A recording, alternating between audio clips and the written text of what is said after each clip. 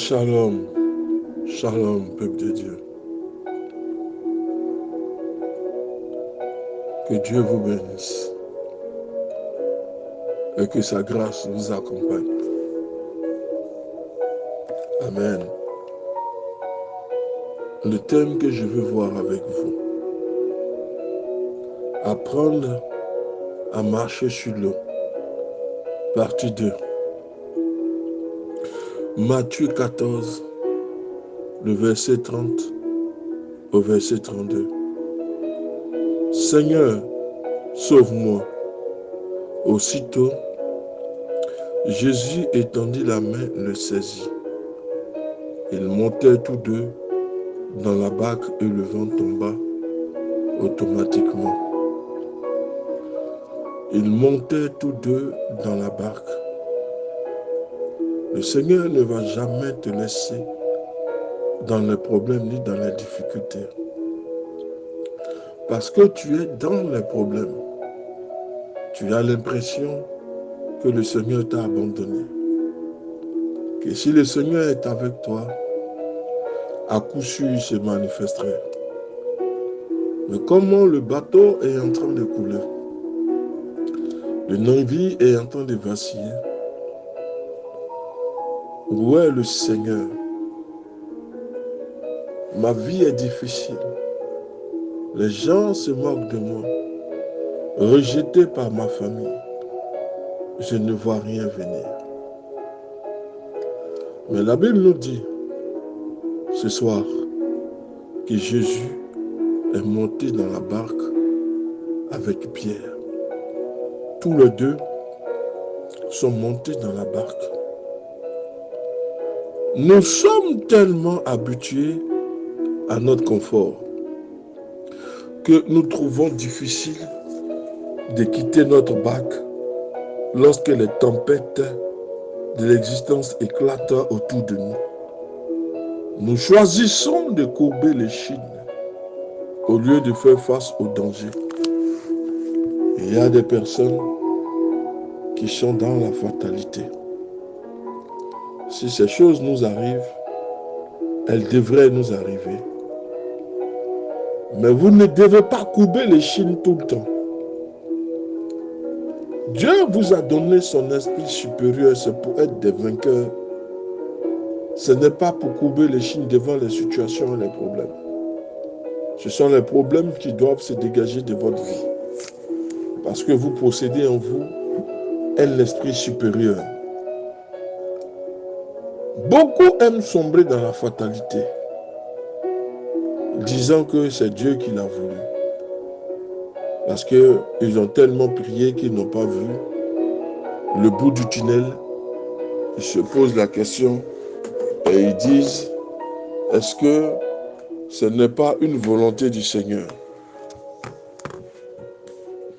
Vous préférez rester dans la fatalité ou vous lever pour vous battre? Comme les gens sont dans la fatalité et sont dans leur confort, ils n'ont pas envie de se lever. Ils ont choisi le chemin de la reddition. Ils ne veulent pas courber, ils ne veulent pas se lever. Ben, ils préfèrent courber l'échine plutôt que de faire face au danger. Pourtant, nous ne découvrirons rien de nouveau si nous cédons à notre peur. La peur, comme je disais, est un élément par lequel le diable contrôle les êtres vivants. Le diable procède par la peur, l'intimidation, la frayeur, afin de contrôler les êtres humains. La peur et le doute sont des ennemis de la foi. Si vous avez peur, vous n'allez rien obtenir de la part de Dieu. Votre foi se rétrécit et vous n'obtiendrez rien du tout. Si les gens marchent par fatalité, préfèrent courber l'échine devant le danger plutôt que de se redresser, c'est la peur qui les anime. Un enfant de Dieu ne peut pas marcher dans la peur continuellement. À un moment donné, frère, il va falloir te lever pour affronter le danger en face. Autrement, ta bénédiction sera séquestrée par le diable. Alors, ne va pas dire que le Seigneur, tu ne vois pas la bénédiction de Dieu. La bénédiction de Dieu, elle est à portée de main. Mais c'est ta peur et ta crainte qui font que tu ne fais que voir le danger. Tu ne fais que voir le tunnel au loin. Tu ne peux rien atteindre parce que la peur t'a envahi. La peur, c'est un ennemi de la foi. Par contre, si nous arrivons à conquérir une fois notre peur, une fois, deux fois, nous arrivons éventuellement à dominer cette peur-là. Chaque fois que va s'approcher les dangers, nous aurons tout le temps la victoire. Apprenons à dominer la peur, à éloigner la crainte. Nous devons prier pour dominer toutes ces choses-là. Si nous avons peur et si nous avons la crainte, nous ne pourrons rien obtenir. Comment allons-nous faire face à des difficultés si à chaque fois nous manifestons la peur et la crainte? Nous n'avons pas alors l'assurance que le Dieu que nous servons est un Dieu qui est vivant. Celui qui craint l'extérieur et qui manifeste la peur à chaque instant n'a pas l'assurance que le Dieu qu'il sert est vivant. Or, tu dois savoir que ce Dieu-là, il est vivant. Ce Dieu-là est là pour exercer tes bénédictions et ta prière. Mais quand tu manifestes la peur, comment veux-tu que le Seigneur puisse s'exécuter? Non. Apprenez à vaincre la peur. Quand viendront les problèmes et les difficultés, vous apprendrez à combattre et à obtenir la victoire. Notons que Pierre n'a pas entendu plus longtemps que le premier appel de Jésus. Viens.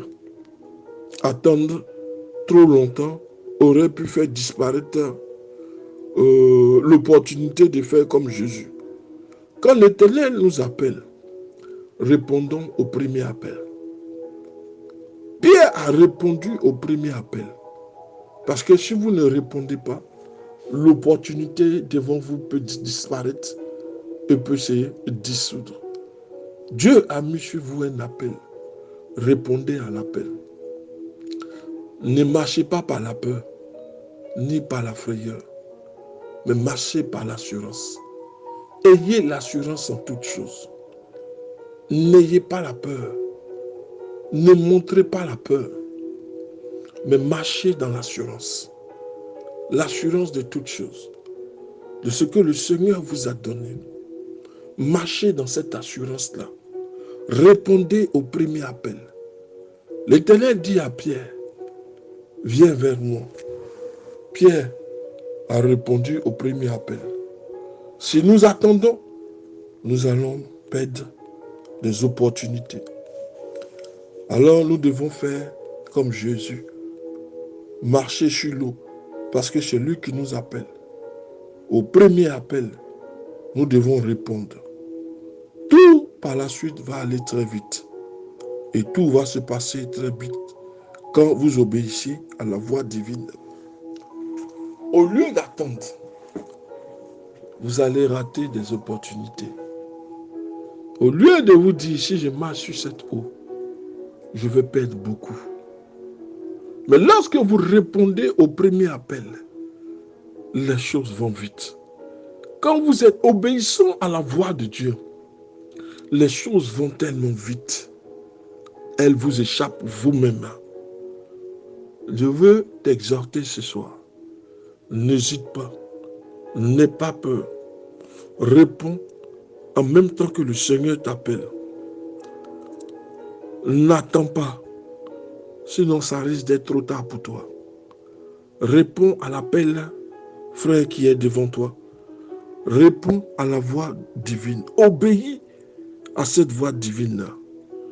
Même si votre cri d'angoisse se fait entendre sur le champ, dès que Pierre crie à Jésus, sauve-moi, Jésus aussitôt étend la main. Ne craignons pas d'être abandonnés. le Seigneur est prêt à intervenir. Dès que notre foi vacille, il est prêt à intervenir. L'échec n'est jamais définitif. N'aie pas peur d'échouer.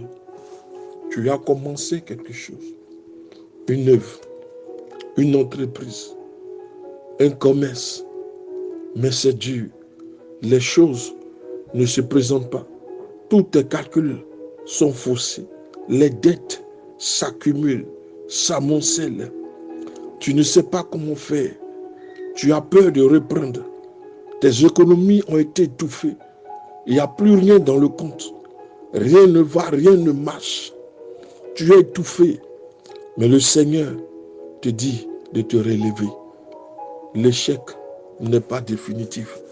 Il y a encore de l'opportunité et de l'espoir. Ne dis pas, j'ai échoué aujourd'hui. Si je reprends demain, qu'est-ce qui prouve que je ne veux pas avancer? L'échec n'est pas définitif. Winston Churchill, l'un des présidents des États-Unis, aimait affirmer: je n'ai jamais eu peur d'échouer à quoi que ce soit dans ma vie. J'ai simplement obtenu souvent une occasion supplémentaire de m'améliorer. Ceux qui pensent que parce que j'ai échoué une fois, ils ne peuvent pas reprendre. Non. L'échec doit te préparer même. L'échec doit permettre à ce que tu améliores ta vie. Tu vois comment les choses se sont passées. L'échec n'est pas définitif. Ce n'est pas parce que tu as commencé un commerce, ça n'a pas marché. Une entreprise, ça n'a pas marché. Un voyage, ça n'a pas marché. Mais regarde pourquoi les choses n'ont pas marché et commence par t'améliorer. Parce que l'échec va te montrer les failles, va te montrer les faiblesses. Pourquoi tu as eu peur? Et qu'est-ce qu'il convient de corriger? Alors, le Seigneur viendra jusqu'à toi. Ne dit-on pas que c'est par la persévérance que nous obtenons toutes choses? Si nous sommes des chrétiens persévérants, alors nous ne devons pas regarder l'échec d'un jour. Nous devons persévérer dans ce que nous faisons. Quelle que soit l'hardiesse, la difficulté, les pleurs, les oppositions, nous devons avancer, aller jusqu'au bout. Néhémie a été l'exemple de ce leader qui n'a pas baissé les bras, qui a marché dans la persévérance. Combien de fois l'ennemi ne s'est pas levé contre la construction, sinon la reconstruction de la muraille. Mais Néhémie a persévéré jusqu'au bout parce qu'il s'est dit une chose: celui qui m'a envoyé me donnera la victoire. Alléluia. Winston Churchill disait, et j'affirme, je n'ai jamais échoué à quoi que ce soit dans ma vie. J'ai simplement obtenu très souvent une occasion supplémentaire de m'améliorer. On raconte qu'un leader disait que après de multiples échecs à conquérir le mont Everest, il brandit un jour son poing dans la direction de la montagne et s'écria: je te vaincrai un jour. Tu ne grandiras pas. Tu ne grandiras jamais plus haut. Mais moi, je suis toujours en train de grandir. C'est l'attitude que tout chrétien devrait avoir. Parce que le mont Everest est plus élevé. Mais la hauteur, l'élévation du mont Everest ne peut pas aller plus haut. C'est à toi de t'améliorer pour arriver au sommet. Le sommet est là. Le sommet est statique. Mais quand tu regardes le sommet, tu te dis: moi, j'atteindrai jamais le mont Everest. Je n'atteindrai jamais les hauteurs. Quand je prends les hauteurs, 2 jours après, je rechute. Mais qu'est-ce qui fait que tu rechutes? Regarde en toi-même. Tu es un héros. Tu es un vaillant héros, un vaillant guerrier. Un héros que Dieu veut utiliser. Alors tu dois te dire: j'atteindrai les sommets. Alléluia. Alors, Sir Hilary dit: le mont Everest. Toi, tu ne grandis pas. Tu es le sommet le plus élevé. Mais moi, je n'ai pas encore fini de grandir. Une façon de dire: je n'ai pas encore fini de m'améliorer.